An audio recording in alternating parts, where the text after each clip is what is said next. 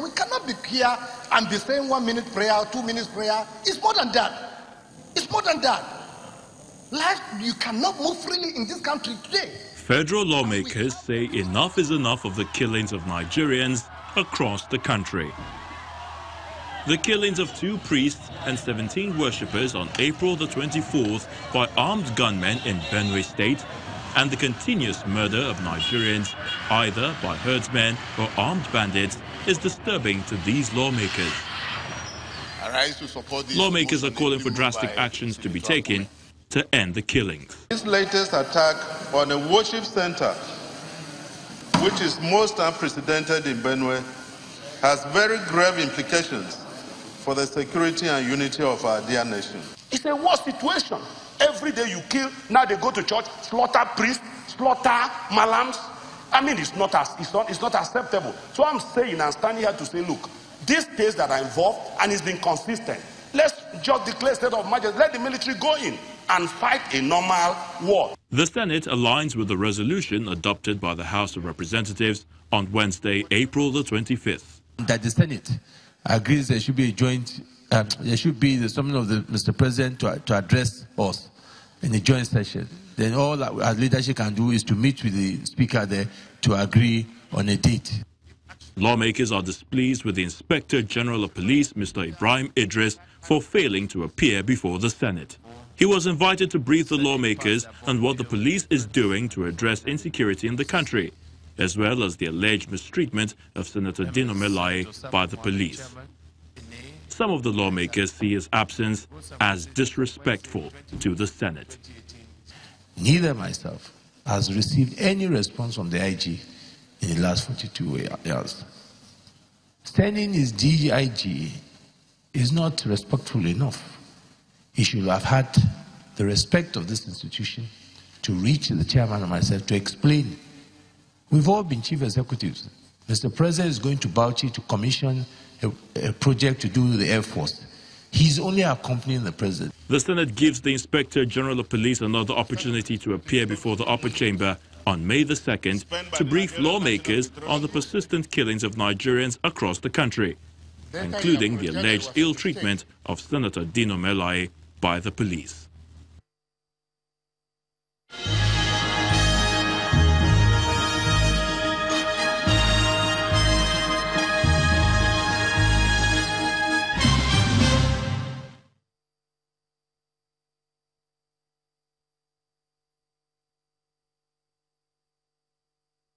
It's easy to get carried away with the headlines.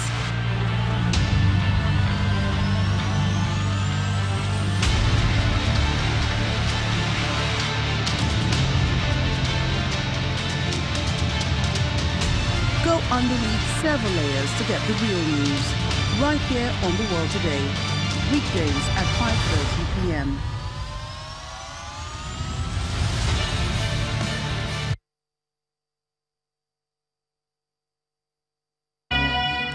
Welcome back. Mr. Ekhomu, you were talking about what could be the challenge in terms of why we have military or security agents and yet these places are attacked. Talking about policing the highways. Yes, I think we police our cities very well. We police our highways. We police our VIPs extremely well. But we don't have an organic understanding of what the threat is, of what the problem is. We don't really. And I think perhaps it's because we have limited resourcing. So we want to concentrate the resourcing where they will provide the greatest resource for us. Now, what the militia do, what they do, whether they are into the business of attacking communities or into the business of kidnapping persons, is they move through the bush. They don't bother with your highways. So if you are guarding the highways and they are in the bush, you see there's a disconnect. So we need to understand that problem and solve that problem rather than solving the wrong problem. So does it mean that there's no intelligence for the security agents to know that, okay, there is. There is? There is. And that's the problem here. That's what I also referred to it. I'm sorry, I referred to it very slightly in my remark. Paucity of resources, scarcity. fewness of resources. You don't have enough materials, enough security resourcing to police this. So that brings us back to an old problem of ungoverned spaces in the country. So what do we do? So the real question now is, what do we do to govern the ungoverned spaces? That is where we need a new security architecture. So back again to that age-old problem of wrong architecturing. Because if you design a house poorly, you are going to get poor use out of that same house. It doesn't matter how well-intentioned you are. And that's what it is. If you have a problem, first you must expend a lot of intellectual muscle trying to understand the problem so that you don't define the wrong problem. We call that the type 3 error. You don't find the wrong problem and start solving the wrong problem. Because when you solve the wrong problem, the problem is still with you. Still exists. So now, but if you can better understand your challenges, your problems, and now design, okay, how do you go about solving it? Well, that's a different matter. So that's my own problem is we are solving the wrong problem. You say we need a new security architecture. Indeed. Now, Colonel, let's look at the security chiefs. The security chiefs? Yes. Yes. How well do you think they are fed? Well, that's a very good question. Let me be honest with you. In my opinion, I think the security chiefs, the three of them, both the Army, the Navy, and the Air Force, I think they are fed. Now, why am I saying this? You think they are fed well? They are fed well, yes. Now, listen. Can you compare the situation, the reports we get, especially on the northeast flank, what we're getting in the last 3 years? Can you compare it to what we had maybe 5-6 years ago when this insurgency really started? Okay? We had reported cases of, lack of welfare. We have reported cases of lack of ammunition to fight, to procure the war. Okay?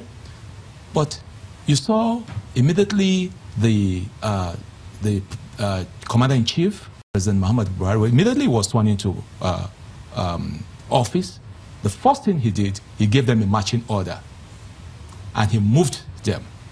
And it's no gainsaying that personally, I'm impressed by the service chiefs, especially the Chief of Army Staff and the Chief of the Naval Staff. I mean Air Force, as they moved, to the theater of operation, as against what we had before, so people sitting down in their comfort zones and backing orders. So why are they not able to tackle this herdsmen issue? Yes. Now listen carefully. Chief Ekhomu just said something now. He said the militias, the way they move. The kind of warfare we are faced with, it's really different. It's not a conventional warfare. It's not a conventional warfare. It's asymmetric warfare. It's a guerrilla type of warfare. Isn't that part of the training the chiefs have so that they are able to take care of those kind of situations? Excuse me. I'm asking. I've not been in the military. Very good. Thank God you admit that you are not in the military. On a more serious note, you see, training for everyone is a continuum, and especially in the military, okay? First, you're training in the military academy. You are given a dry run of the general training you're supposed to have, and then you go on specialized trainings. From what I understand, I think right now we have special forces now. The commando type of special forces. Those are the ones that go for specific operations, training and operations. You remember what happened with Al-Qaeda? You remember how Bin Laden was picked up? You know those forces. So that is. And these things don't just happen overnight. Apart from your training, there has to be a lot of rehearsals. You have to play it out. And resources. And resources. And resources. Unfortunately, lately, there has been, in the last couple of days, if you watched the parliament, there has been some hue and cry of, how to impeach Mr. President because he gave, approval. No, excuse me. I do sincerely respect the parliament. I respect the parliament because whether we like it or not, democracy is the best form of government. Absolutely, I respect democracy and I want our democracy to be sustained. But the point again is that there's what you call doctrine of necessity. Say, for example, if there's need to take an action, an immediate action, you mean that the president should still just first go, cap in hand, to lobby from one house or from one member of parliament? But that's the procedure. So, okay. Excuse me. That's the procedure. Okay, so you believe that there's a doctrine of necessity and the president used his prerogative to apply that doctrine. Is that what you're saying? Well, that is not exactly what I'm saying. That is not exactly what I'm saying, Alero, before you get me into, But what I'm trying to say here is that sometimes, there might be need for, depending on the circumstances, depending on the need. Okay. So there might be need for the president to take some action.